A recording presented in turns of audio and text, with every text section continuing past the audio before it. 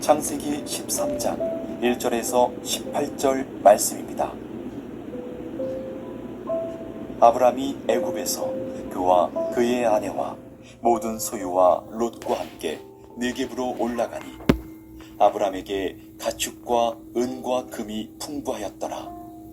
그가 네겝에서부터 길을 떠나 베델에 이르며 베델과 아이 사이 곧 전에 장막 쳤던 곳에 이르니 그가 처음으로 제단을 쌓은 곳이라. 그가 거기서 여호와의 이름을 불렀더라. 아브람의 일행 롯도 양과 소와 장막이 있으므로 그 땅이 그들이 동거하기에 넉넉하지 못하였으니 이는 그들의 소유가 많아서 동거할 수 없었음이니라. 그러므로 아브람의 가축의 목자와 롯의 가축의 목자가 서로 다투고 또 가나안 사람과 브리스 사람도 그 땅에 거주하였는지라. 아브람이 롯에게 이르되 우리는 한 친족이라. 나나 너나 내 목자나 내 목자나 서로 다투게 하지 말자. 네 앞에 온 땅이 있지 아니하냐. 나를 떠나가라. 네가 좌하면 나는 우하고 네가 우하면 나는 좌하리라. 이에 롯이 눈을 들어 요단 지역을 바라본즉 소알까지 온 땅에 물이 넉넉하니 여호와께서 소돔과 고모라를 멸하시기 전이었으므로 여호와의 동산 같고 애굽 땅과 같았더라. 그러므로 롯이 요단 온 지역을 택하고 동으로 옮기니 그들이 서로 떠난지라. 아브람은 가나안 땅에 거주하였고 롯은 그 지역의 도시들에 머무르며 그 장막을 옮겨 소돔까지 이르렀더라. 소돔 사람은 여호와 앞에 악하며 큰 죄인이었더라. 롯이 아브람을 떠난 후에 여호와께서 아브람에게 이르시되 너는 눈을 들어 너 있는 곳에서 북쪽과 남쪽 그리고 동쪽과 서쪽을 바라보라. 보이는 땅을 내가 너와 네 자손에게 주리니 영원히 이르리라. 내가 네 자손이 땅의 티끌 같게 하리니 사람이 땅의 티끌을 능히 셀 수 있을진데 네 자손도 세리라. 너는 일어나 그 땅을 종과 횡으로 두루 다녀보라. 내가 그것을 네게 주리라. 이에 아브람이 장막을 옮겨 헤브론에 있는 마므레 상수리 숲에 이르러 거주하며 거기서 여호와를 위하여 제단을 쌓았더라.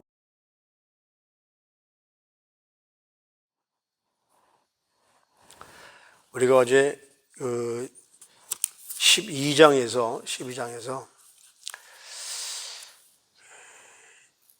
애굽에서 쓰라린 경험을 하게 되었던 그 아브람 한 사람의 그 거짓말로 인해서 아브람뿐만 아니라 애굽에까지 그 거짓말에 대한 잘못을 퍼지는 걸 보면서 정말 한 사람의 생각과 말이 조심해야 되겠다. 그러면서 이제 그 애굽에서 하나님이 다시 이제 그 아브라함과 그 가족을 다시 가나안 땅으로 오게 하시죠. 여기 오늘 1절 말씀에 보면 아브라함이 애굽에서 그와 그의 아내와 모든 소유와 롯과 함께 네겝으로 올라가니 그럽니다. 그러니까 지금 애굽, 이집트라는 곳에서 가나안으로 지금 이스라엘 땅으로 가는 도중이죠. 근데 거기 첫 번째 그 접하는 곳이 바로 그 시나이 반도, 바로 모세가 나중에 그 십계명을 받는 장소이고 조금 더 올라가면 이스라엘의 남쪽을 네겝 땅이라고 그러는데 지금은 굉장히 사막인데 아마 그때는 그 땅이 좋았는지도 모르죠. 우리 사람들이 세상을 살아가면서 다양한 갈등을 겪게 됩니다. 간접적으로 겪는 경우도 있고 직접적으로 실제로 경험으로 다가오는 갈등도 있고. 한번 보십시오. 세계적으로 보면 정치인들의 갈등, 기업과 노조의 갈등, 가정에서 부부의 갈등, 자녀들과 부모의 갈등, 고부간의 갈등, 이런 것들이 세상에만 있는 줄 알았는데 그것이 아니라 교회에도 있다는 말씀이에요. 믿는 사람끼리도 갈등이 일어난다는 거죠. 그러니까 사람 사는 곳은 어디나 예외 없이 갈등천지라는 이야기입니다. 그럼 이런 갈등을 만날 때 우리 그리스도인들은 어떻게 해야 될까? 이거 대처하는 방법이 오늘 본문에 나와 있는 거죠. 갈등이 있을 때 우리가 그걸 어떻게 이기고 나갈 수 있을까? 지금 아브라함이 아직 아브라함이 아니라 아브람입니다. 하나님의 축복을 받기 전이니까. 애굽에서 얼마나 아브라함이 치사한 짓을 했습니까? 자기 부인의 외모가 아름다운 것을 보고서 혹시나 하면서 그것 때문에 마음의 갈등이 생겨서 자기 혼자 살려고 자기 처를 어떻게 된 거예요? 결과적으로 팔아버린 거잖아요. 왜? 우리 여기 12장 8절인가에 가서 보면, 그렇죠. 12장 8절이 아니고, 어딥니까?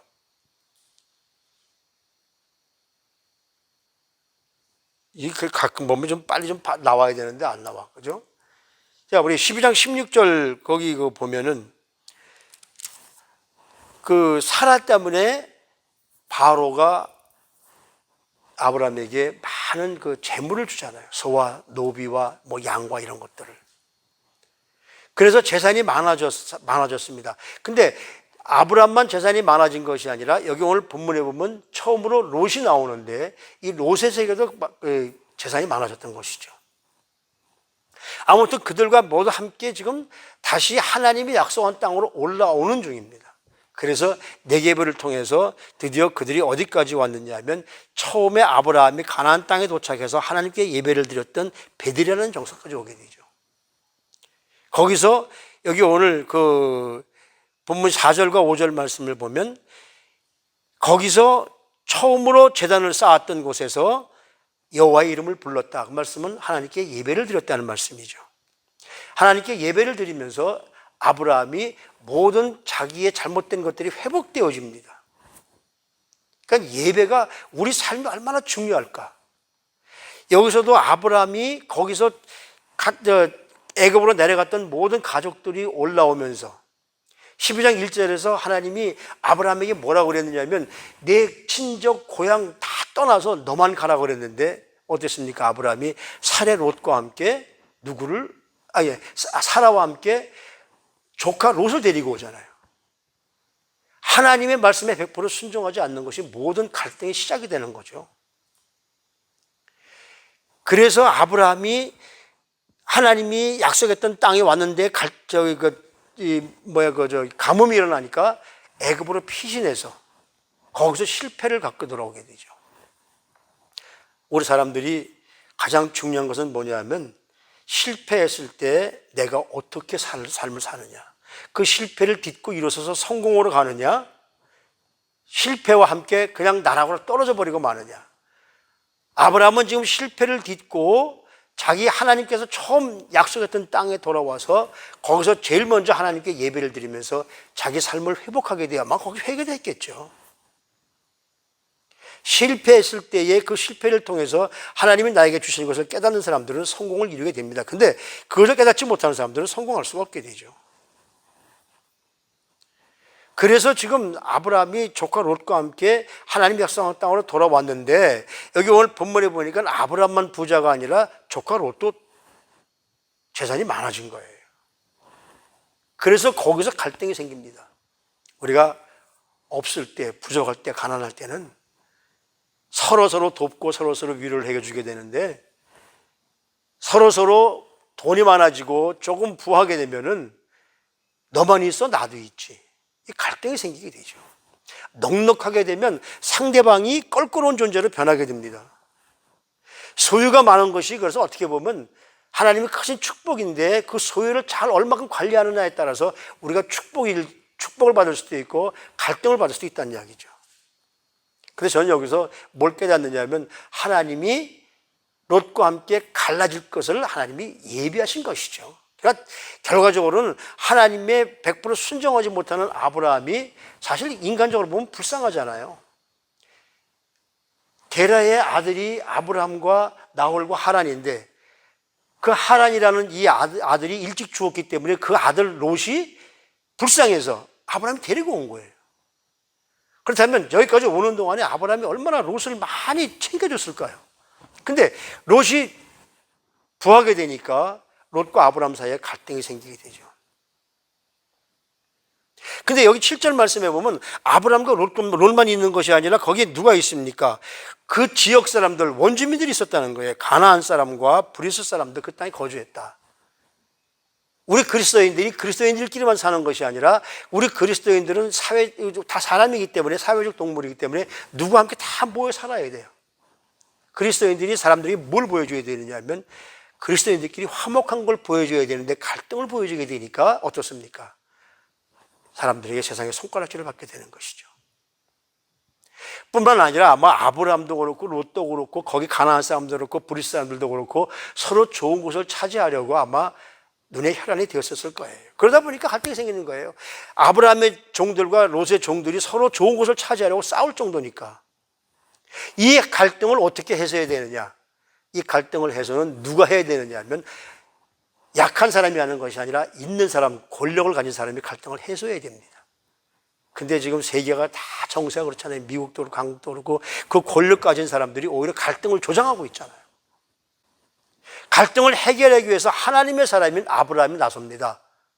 애굽에 가서 그 수모를 당하고 실패를 경험했던 그가 다시 하나님의 약속 장소에 와서 예배를 드리면서 회개하고 회복되고 나니까 모든 갈등을 해소할 수 있는 그런 자신감이 생기는 거죠. 야, 롯아, 너와 나와 친족인데 우리 이렇게 다투는 모습이 서로 좋지 않으니까 여기서 우리 헤어지자. 오히려 헤어지는 게 좋을 거다. 이것이 하나님의 사람의 모습입니다.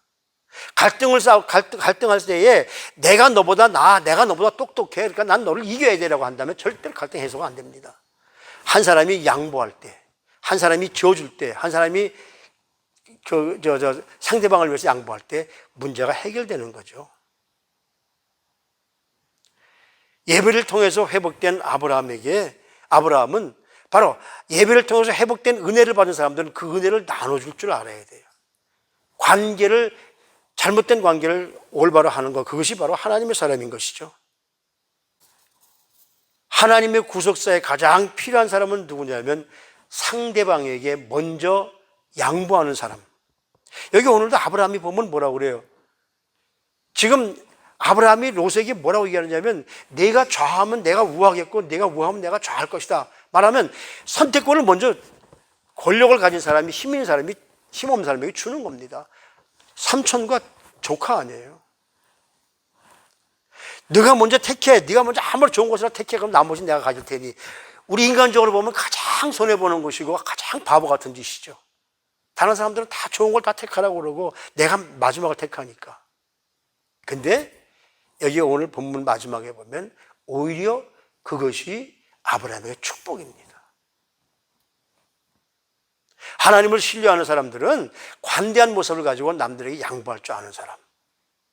이게 9절 말씀이거든요. 내가 먼저 좌를 택해 그럼 내가 우할 것이고, 그러니까 너와 함께하면 자꾸 갈등이 생기니까 우리 헤어지자는 것이 이것이 하나님의 뜻입니다. 근데 롯이라는 사람이 택한 땅은 어떻습니까? 10절부터 13절 말씀을 보면 물이 넉넉하고 장소가 좋고, 그뿐만 아니라 12절 말씀에 보면 롯은 도시를 택했고 아브라함은 지방, 시골을 택하는 것이죠. 다른 사람에 대한 배려 없이 아무리 조카지만 아무리 삼촌이 여기까지 봐줬지만 그래도 삼촌이 먼저 하셔야죠. 이 소리 한마디 안 하고 삼촌이 그렇게 하니까 좋습니다 하고 가장 좋은 것을 택합니다. 시편 기자도 시편 1편에 뭐라고 그럽니까? 복 있는 사람은 악인의 꾀를 쫓지 아니하며 죄인의 자리에 서지 아니하며 오만한 자리에 함께 앉지 않는다. 근데 지금 롯은 어떻습니까? 사람들이 많이 사는 곳 도시 쪽으로 죄가 있는 곳으로, 여기 13절 말씀에 보면 뭐라고 그랬느냐면 롯이 갔던 장소인데 소돔 사람은 여호와 앞에 악하며 큰 죄인이었더라. 악한 곳으로 가면 사람이 거기서 같이 죄를 지을 수밖에 없어요. 그러나 아브라함은 어때요? 14절 말씀부터 보니까 그래 내가 그걸 택했으니까 나는 너와 반대로 롯이 택한 곳은 물도 넉넉하고 아주 사람들이 많이 잘 살 수 있는 장소 그런 곳이고 아브라함은 반대편을 택합니다. 신실하신 하나님은 우리를 향해서 관대한 마음을 갖게 하시고 그래서 그 관대한 마음으로 하나님의 모든 역사를 이루게 하는 것이죠. 그러니까 우리 그리스도인들은 저 사람들이 뭘 선택했든 그 관계없습니다. 왜냐하면 하나님은 우리 삶을 인도하시고 하나님은 우리를 이끌어 가시는 분이시니까. 한번 보십시오. 이스라엘 백성들에게 하나님이 어떻게 하셨나. 광야 40년 동안 낮에는 구름 기둥으로 밤에는 불 기둥으로 이스라엘 백성들을 끝까지 보호하시잖아요. 세상을 쫓는 것이 아니라 하나님을 쫓는 사람들에게는 하나님께서 반드시 굉장히 좋은 것으로 주십니다. 우리 앞에 있는 거 가지려고 저거 내가 꼭 가져야 되는 자라고 아웅당할 필요가 없죠. 저 사람 다 가지면 난 뭘 가질까? 관계없어요. 하나님께서 더 좋은 것을 우리에게 준비해 주신다는 거죠. 하나님은 우리에게 모든 필요를 다 공급해 주시는 분 아니십니까? 다른 사람보다 좋은 것, 많은 것 가지려고 욕심 부리지 마십시오.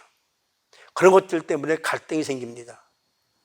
우리 몫은 하나님께서 언제나 준비해 두셨거든요. 우리 쉬운 예로 한번, 무스갯소리를 하지만, 어떤 사람이 예를 들어서 이제 사람들을 모아서 밥을 사러 갔는데, 밥을 사러 가서, 이건 제가 경험했던 얘기예요. 어떤 분이 밥을 사면서 그러더라고요. 여러분 먹고 싶은 거 마음대로 드십시오. 좋은 거 다 드십시오. 그래서 옆에 와서 이제 주문하려고 서 있는데, 좋은 거 다 선택하세요. 나는 된장찌개. 그러면 부르는 사람들이 뭐를 선택해야 돼요? 그렇잖아요. 그들로 다 선택하게 하고 나중에 내가 선택이 되는데, 이런 것들이 아무 생각 없이 한 것들인데, 이런 것들이 사람들 속에서 이건 뭐야? 라는 생각을 하게 되죠. 배려란 어떤 것이 배려냐면은 남들을 편하게 해주는 것이 배려입니다. 우리가 그래요. 살다 보면 제가 한국은 이제 춥고 덥고 하니까 예배당에서 이렇게 앉아서 보면은 옛날에는 왜 그 예배당 난로가 이렇게 있지 않았습니까? 지금 다 히터가 되니까 먹는 자랑 상관없지만 난로 앞에서 땀을 뻘뻘 흘리면서 불을 자꾸 줄여요. 그럼 난로 앞에 있는 사람 자기는 덥지만 멀리 있는 사람은 춥잖아요. 남들은 배려가 없는 거죠. 이런 것들이 바로 우리 그리스도인들이 어떤 삶을 살아야 될까? 하나님의 말씀에 벗어나지 않기 위해서 우리 그리스도인들이 아브라함과 같은 삶을 살기 위해서 배려하고 양보할 줄 알아야 되는 것이죠. 정말 내가 죽고 사는 문제가 아니고 하나님 말씀이 위배되는 것이 아니라면 내 욕심, 내 자존심 다 내려놓고 갈등보다는 배려함으로 말미암아 하나님이 주시는 은혜를 누릴 수 있는 자리에 나아갈 수 있어야 될 줄 압니다. 하나님, 오늘도 우리가 내가 욕심 부리지 않고 양보할 수 해주심에 감사합니다. 이런 기도가 저와 여러분들이 나와야 될 수 있을 줄로 믿습니다. 무엇을 의지하느냐, 이것이 중요한 것이 아니라 누구를 의지하고 많은 것을 소유하느냐, 이것이 중요한 것이 아니라 하나님이 주시는 넉넉한 모습을 갖는 것, 그것이 바로 우리 그리스도인들이 가져야 될 것이 저로 분명히 믿습니다. 오늘도 이 13장 가지고 정말 짧은 시간에 하려니까 너무 할 것이 많지만은 오늘 이 말씀 가지고 그저 우리가 남들보다 좋은 거 택하게 하고 나머지를 택해도 하나님은 그 나머지를 통해서 우리 배려한 사람들에게 큰 은혜를 주실 줄 믿습니다. 이것이 바로 우리 그리스도인들이 가져야 할 것임을 믿습니다. 오늘도 배려하고 양보함으로 하나님의 놀라운 은혜를 소유하는 우리 성도님들 모두가 되시기를 주님의 이름으로 축복합니다. 기도하십시다. 하나님 아버지, 내가 가진 것이 뭘까요? 보기 좋은 것보다 주님을 향한 올곧은 마음 갖기를 소원합니다. 눈에 보이는 재물이나 환경 때문에 하나님을 떠나버리는 롯과 같은 어리석음을 내려놓게 하시고 그런 것을 반면교사 삼아서 어떤 상황에서도 신실하신 하나님을 바라볼 수 있는 믿음, 그 믿음을 우리 모두 갖게 하여 주시옵소서. 그래서 하나님의 은혜 가운데 하나님께서 주시는 놀라운 은혜로 승리할 줄로 믿습니다. 이 믿음으로 우리 사랑하는 성도님들 오늘 하루를 시작할 수 있도록 도와주시고 이 하루를 승리할 수 있도록 하나님 축복해 주시옵소서. 존귀하신 우리 구주 예수 그리스도의 이름으로 감사하며 기도드리옵나이다. 아멘.